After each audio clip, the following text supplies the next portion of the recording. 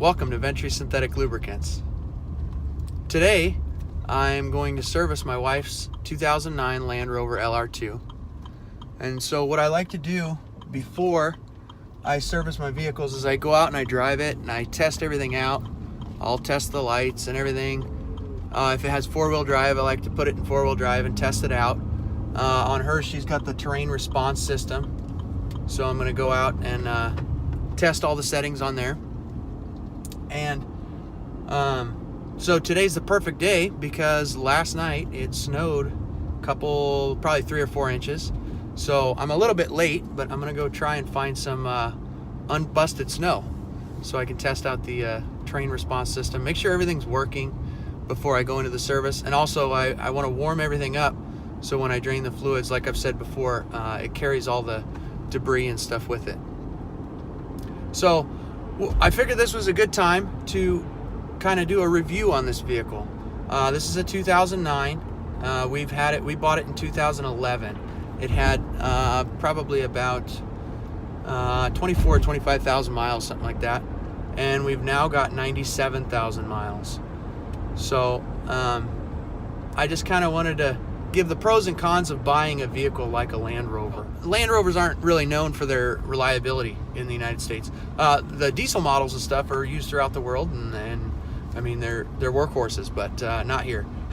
So, but this one's been really good to us.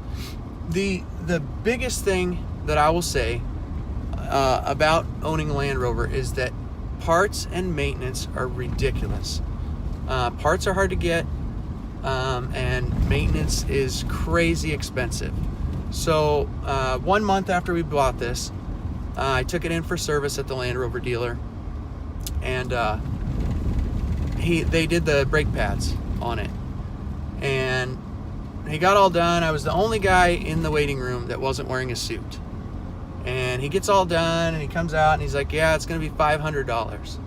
I almost shit my pants. $500 for brake pads. To put that into perspective, this summer I put all 4 brake pads. I did the rotors and stuff too, but the cost of the brake pads,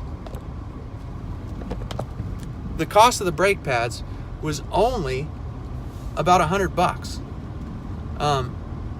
And that I bought the most expensive part I could get at the parts store, and you know, at the Land Rover dealership it was $500. Just absolutely nuts. One of the problems that we've had is the keys. The keys are specifically designed so that you can't replace the batteries. I tried and I ruined one of the keys soldering the battery in. I must have overheated the board. It doesn't work right anymore. And so I called Land Rover and asked them, you know, what they do. Well, they don't replace the keys either. They just get you new ones. And those are $500 a piece. When the key fob on my Chevy stops working, I go get a $2 battery from Walmart.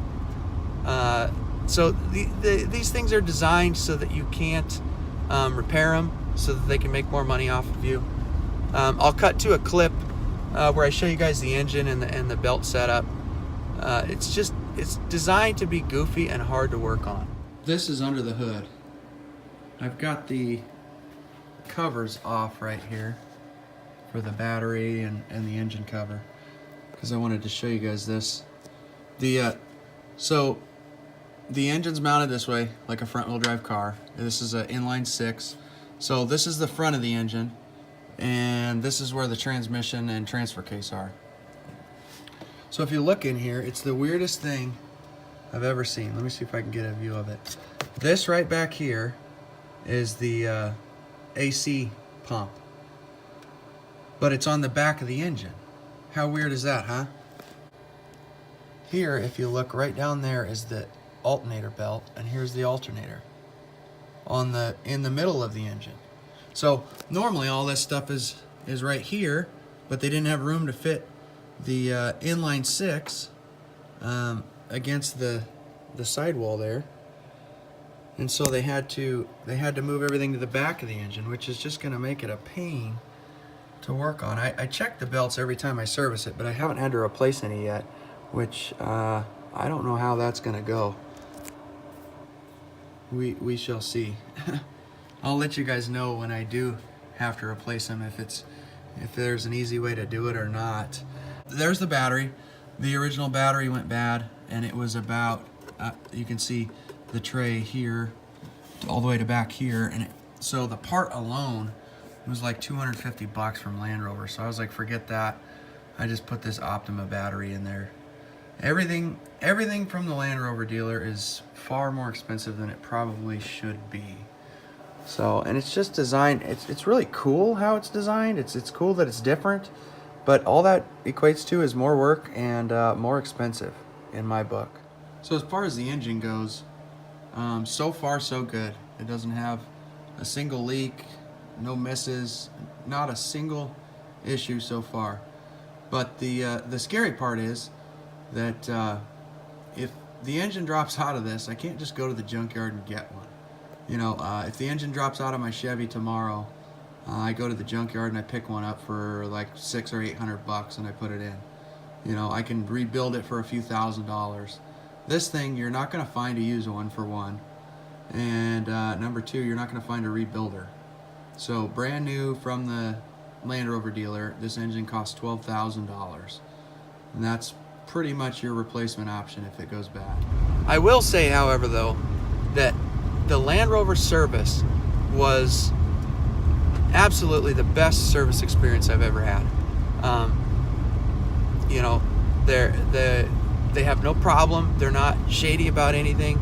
They tell you what it costs, what they're doing, why it costs so much. They contact you with follow-ups. They sent me emails for, I think I still get the emails, and I haven't been to a Land Rover service for probably 3 years. But I get emails where they have like get-togethers.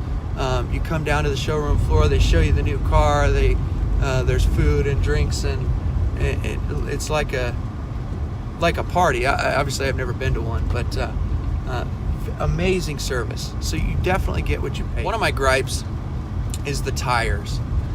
The tires that I got had just been replaced when we got the vehicle. And I always hate that when I'm going to buy a used vehicle and they say, oh, it's got new tires. Well, I don't want the cheapest tires money can buy just so that you can try and jack the price up. But at the same time, I'm not going to throw them away. So I don't know how the factory tires were, but I do know that when I went to replace these tires, in the factory size, you can't get a tire that is even remotely anything like off-road.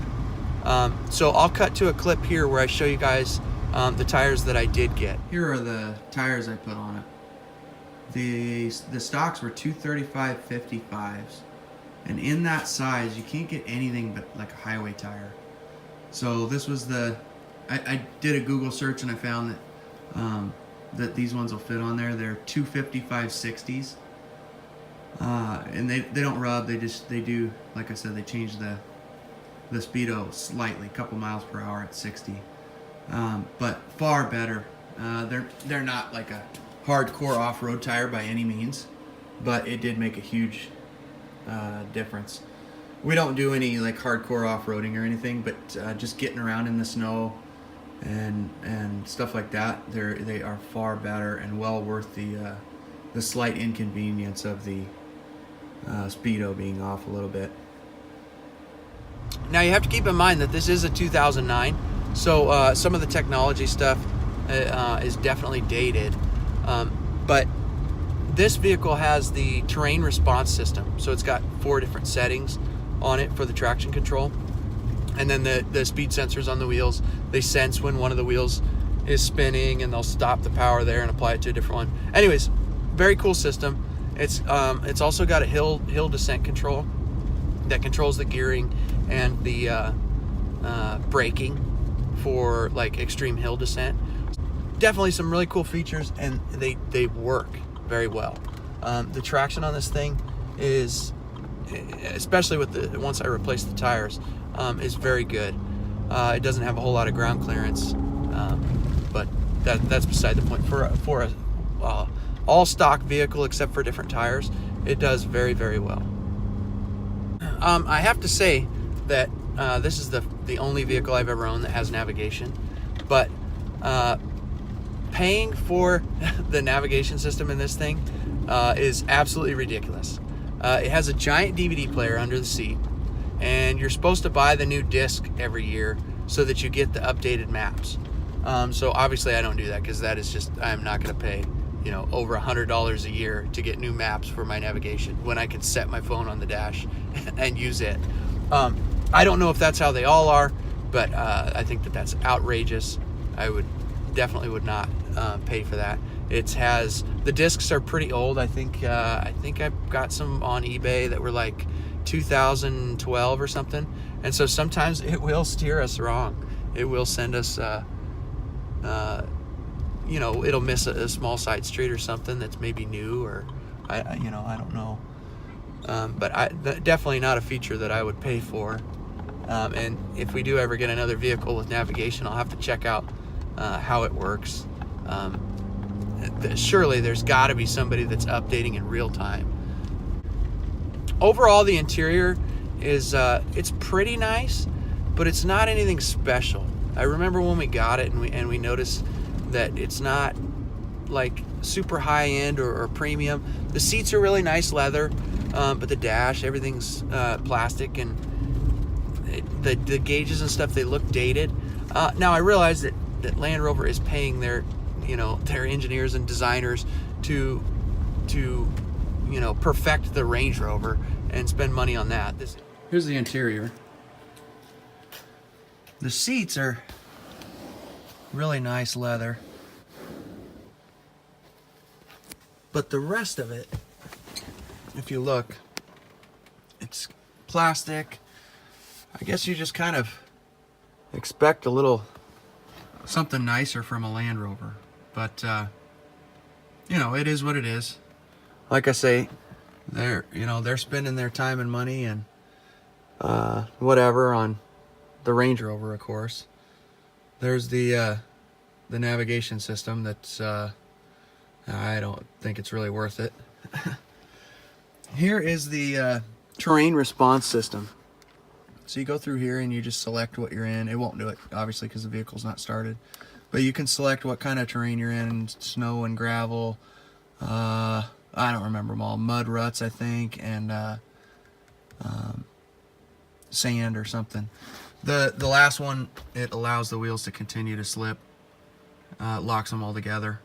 The other ones, the snow especially, will, if one wheel starts to slip, it'll take the power away from that one and apply it to the other three, to help you get out of whatever you're in. But as you can see, the gauge cluster, like, nothing really super special about that. But it definitely works, and it's nice. It's just maybe not as nice as some might have expected. And so I guess my bottom line is, if you want a reliable vehicle that's fairly nice, and you don't mind taking it to the shop and paying a little bit extra, then this is the vehicle for you. If you're a guy like me who wants to service his own vehicles, doesn't like going to the shop,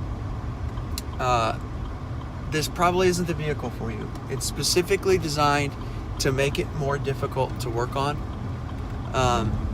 and so it's just not conducive to that type of maintain it myself mindset. Today is Christmas Eve, so I will get around to editing and posting this within the next couple days. I hope that you and your family had a wonderful holiday, and looking forward to the coming new year.